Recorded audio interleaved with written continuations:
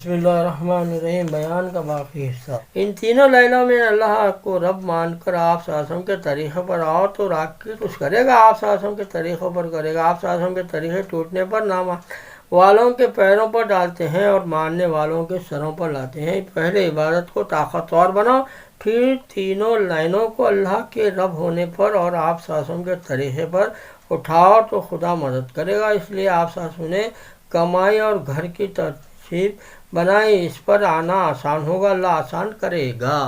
اللہ کے رب ہونے کا یقین ہو، اس لیے آپ نے اوقات کی ترتیب قائم کی۔ سال بھر میں 4 مہینے مدنی صحابہ رضی اللہ عنہ اپنا مال لے کر خدا کے راستے میں نکلا کرتے تاکہ عبادت کا ماحول بنے دنیا میں قائم ہو، اور 8 ماہ اپنے مقام پر رہتے ہوئے آدھا دن کاروبار میں، آدھی رات مسجد میں اور آدھی رات گھر میں۔ اس کے اعتبار سے 4 مہینے مقامی عبادت کا ماحول بنانے کے لیے، 2 مہینے کاروبار، 2 مہینے گھر کے لیے، اور 4 مہینے بیرونی نقل حرکت کرتے ہوئے عبادت کا ماحول بنانے کے لیے۔ جب ایک طبقہ مدنی صحابہ کی ترتیب پر پڑ جائے تو دنیا میں دین پھیلے، اور یہ تو اعلیٰ ترتیب ہے، اور دوسری ادنا ترتیب ہے اور وہ یہ ہے کہ ایک مرتبہ 4 مہینے دے، اور ہر سال 40 دن، اور ہر مہینے 3 دن، اور ہر ہفتے میں 2 گشت، اور روزانہ کی تعلیم، تسبیحات کی پابندی، ہفتے وار اجتماع میں ترتیب ایسی ہے کہ جسے انگلی کٹوا کر شہیدوں میں نام لکھوانا۔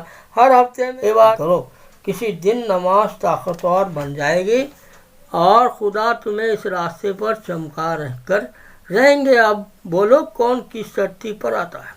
اس بیان کے بعد لوگوں سے 3 چلے کے اوقات کی تشکیل کی گئی۔ اس کے بعد ایک صاحب کا نکاح پڑھانے کی درخواست کی گئی۔ حضرت جی رحمۃ اللہ علیہ نے نکاح پڑھایا۔ طبیعت چونکہ بہت پہلے سے محمل چل رہی تھی، اس لیے کہ مشرق مغرب پاکستان کا تقریباً 1.5 ماہ سے زیادہ کا مستقل سفر رہا، جس میں شب و روزی انتہائی محنت جانفشانی کے باعث راحت و آرام کا موقع نہیں ملا تھا۔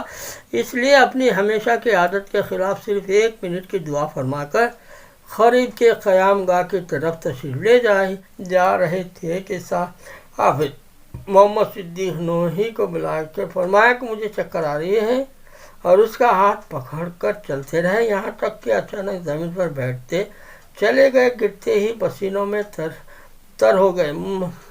مشکل سے 4 پر لا کر لٹایا گیا، بے ہوشی طاری ہو گئی۔ حکیم صاحب نے دوا کھلائی، چند منٹ کے بعد ہوش آیا۔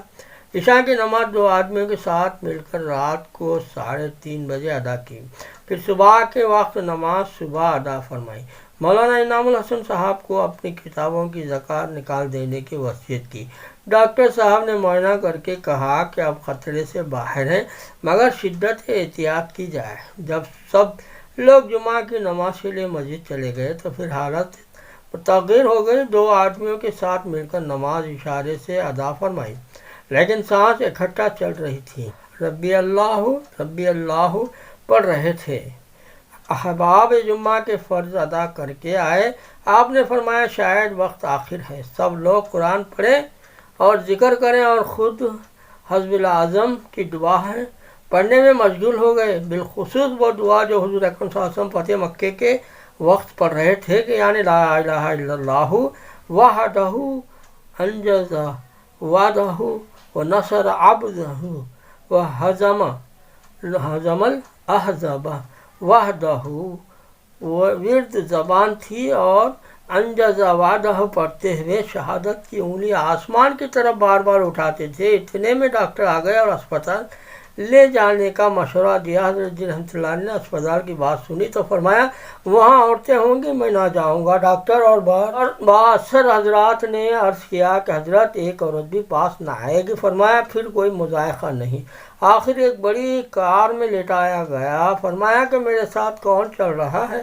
مولانا انعام الحسن صاحب، حافظ محمد صدیق صاحب وغیرہ نے کہا کہ ہم سب ساتھ ہیں۔ آپ نے فرمایا میرے ساتھ کوئی نہیں چل رہا ہے، بس اللہ ساتھ ہے۔ راستہ بھر لا الہ الا اللہ کا ورد زبان پر جاری رہا۔ ایک بار دریافت فرمایا کہ اب اسپتال کتنی دور ہے؟ کہا گیا بس پہنچ رہے ہیں۔ اب لا الہ الا اللہ کی آواز ذرا دھیمی پڑ چکی تھی، پھر ہونٹ کلمہ طیبہ کی تکرار سے ہلتے رہے، یہاں تک کہ اسپتال کے دروازے ہی پر رحمت حق نے اس بے چین روح کو بڑھ کر اپنی آغوش میں لے لیا، اور برسوں کے تھکے مسافر نے رفیق اعلیٰ کے پاس جا کر آرام پا لیا۔ انا للہ و انا الیہ راجعون۔